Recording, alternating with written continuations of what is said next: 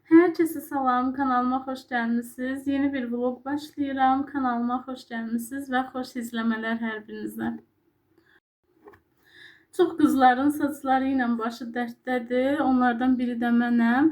Saçlarım normalda qıvırcıq deyil, amma yuyandan sonra belə şiş bir saç olur məndə, dalğalı kimi şişir. Mən də ya məcburam daimi saçımı keratində saxlayım, o da hər dəfə arxa-arxaya keratin eləmək istəmirəm. Bir müddətdir artıq keratin eləmirəm və ona görə də məcburam ki, hər dəfə yuyandan sonra saçlarımı düzləşdirim.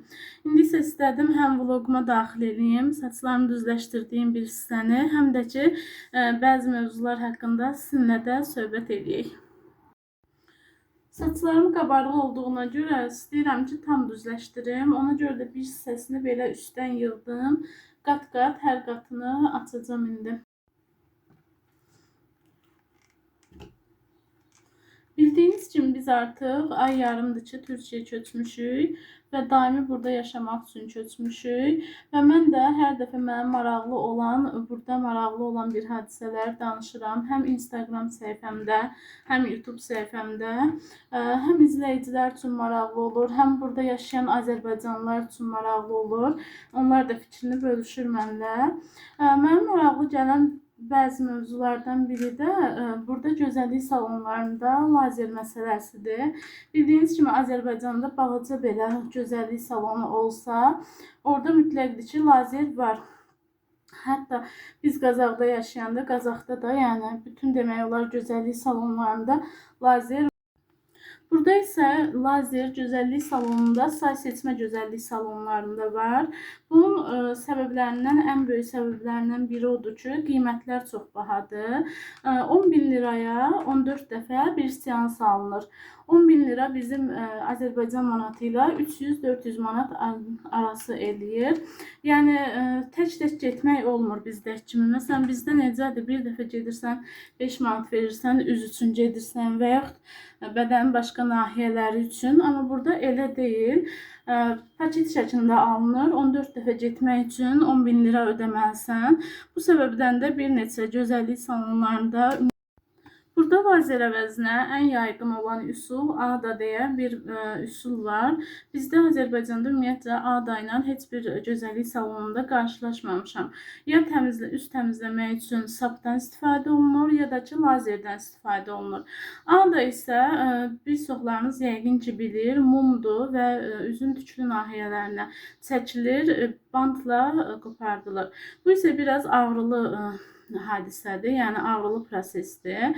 Yəni hər insan allergiyası olan insanlar var, yəni dərisi həssas olan insanlar var.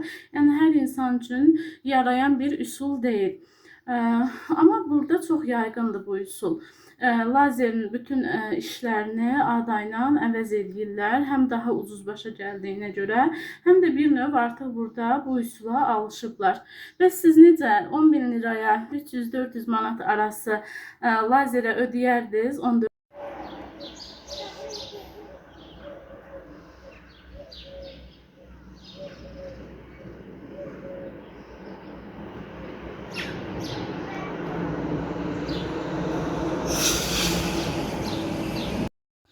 Səhər yeməyi olaraq belə bir pomidor yumurta hazırladım.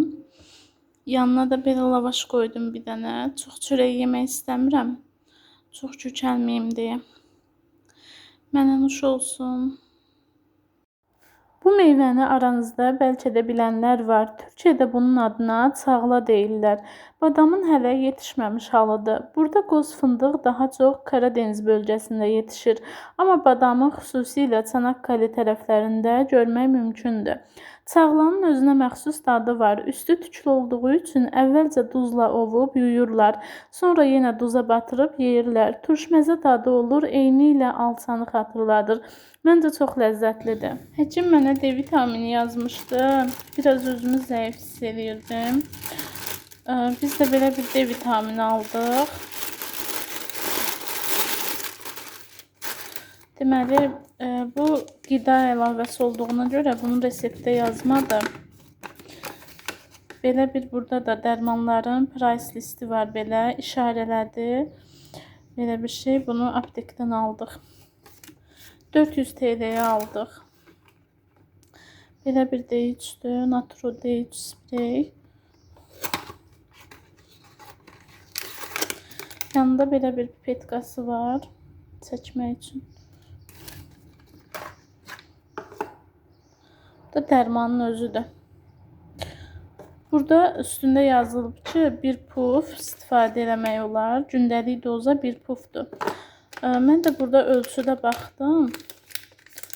Bunu açım. Deməli, gündəlik dozada yazılıb ki, gündəlik doza bir puf olmalıdır, profilaktik doza. Mən də burada ölçüdə baxdım. Bir puf 0.25 milli hesab olunur. Deməli, gündə bir dəfə 0.25 milli içəcəm. Belə, təbii ki, daha ağır vəziyyətdə olanlara daha çox doza yazırlar. Məndə profilaktik olduğu üçün biraz aşağı doza yazıblar. Mən ümumiyyətcə bundan əvvəldə bir neçə dəfə içmişəm D vitamini. Ən son içdiyim İrandan aldığım D vitamini idi və çox gözəl, keyfiyyətli bir vitamin idi.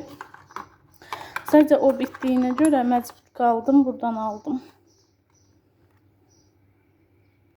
Belə göstərmək istəyirəm. Mən suya əlavə elədim və çox yağlı bir məhluldur da, dəhşət dərəcədə. Kamerada tam görsənir, bilmirəm.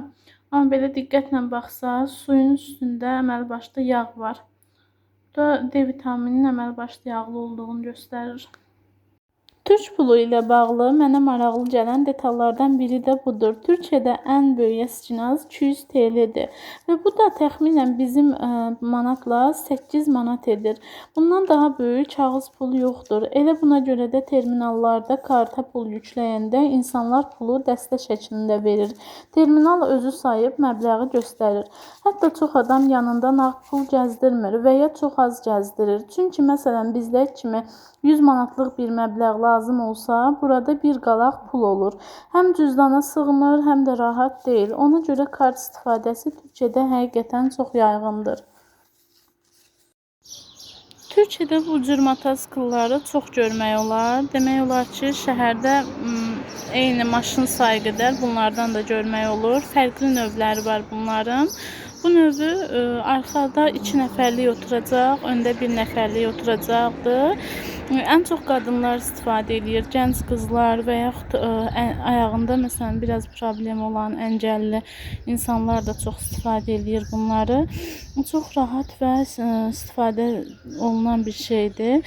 Bizim pulla hardasa 3000 manat eləyir bunun qiymətləri. Bizim bir dostumuzun anası da bundan tez-tez istifadə edir. Yəni çox görürük biz. Çox vaxt qadınlar, gənc qızlar bunlardan istifadə eləyir. Çalışıram mətbəxdə həm Türkiyə, həm də Azərbaycan yeməkləri bişirim. Yoldaşım da Azərbaycanda yaşadığı müddətdə bizim yeməkləri çox sevib. Bu gün isə ən sevdiyim aşlardan biri olan döşəməli aş hazırladım. Bu yeməyi mənə rəfiqəm və yoldaşı çox asan üsulla öyrədiblər. Əvvəlcə əti marinad edib 1-2 saat gözlədirəm. Həm mal əti, həm də toyuq əti istifadə etmək olar. Sonra düyünü duzlu suda qaynadıb süzürəm. Əgər qazmaq hazırlamaq istəyirsinizsə, 3 qaşıq düyü, qaynanmış düyü, 1 yumurta və qatıq qarışdırıb qazanın alt hissəsinə yayırsınız. Daha sonra ətləri düzürəm və aşın qalan hissəsini üzərinə əlavə edirəm. Zövqə görə sarı kök və ya kişmiş də əlavə etmək olar. Son olaraq vamxodda 1-2 saat bişməyə qoyuram. Bu vaxtda altına çay dəmləmək üçün dəmir də qoysaz daha yaxşı olar. Və ortaya çox asan və həm də möhtəşəm dad çıxır.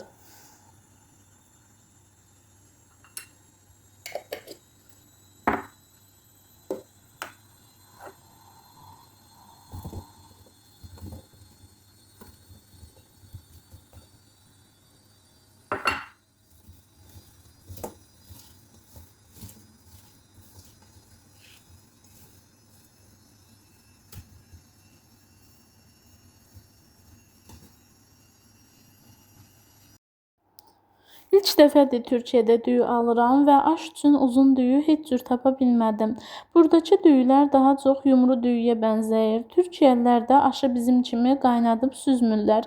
Suyu töküb düyünün özünə çəkərək bişirirlər. Ona görə də onlar üçün düyünün uzun və ya yumru olması o qədər də fərq eləmir. Amma bizim aş üçün uzun düyünün yeri tamam başqadır. Açığı aldığım bu düyünü heç bəyənmədim. Yəqin ki, bir də almaram.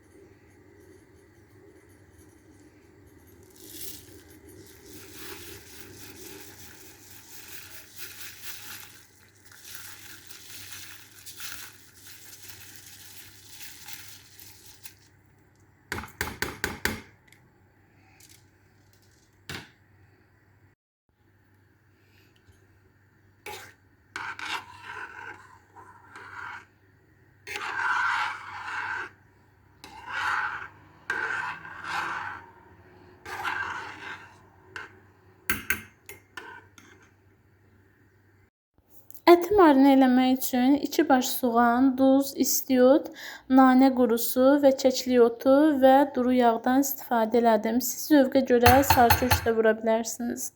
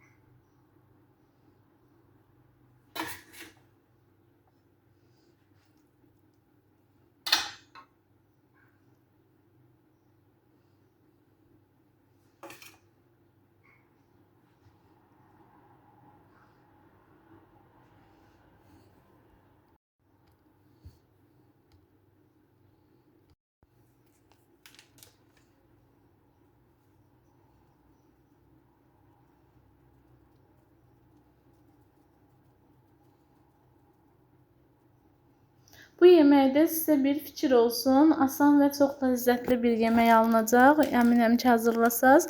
Vloqumu sonuna qədər izlədiyiniz üçün hər birinizə sonsuz təşəkkür edirəm. Yeni vloqlarda görüşənə qədər hələlik.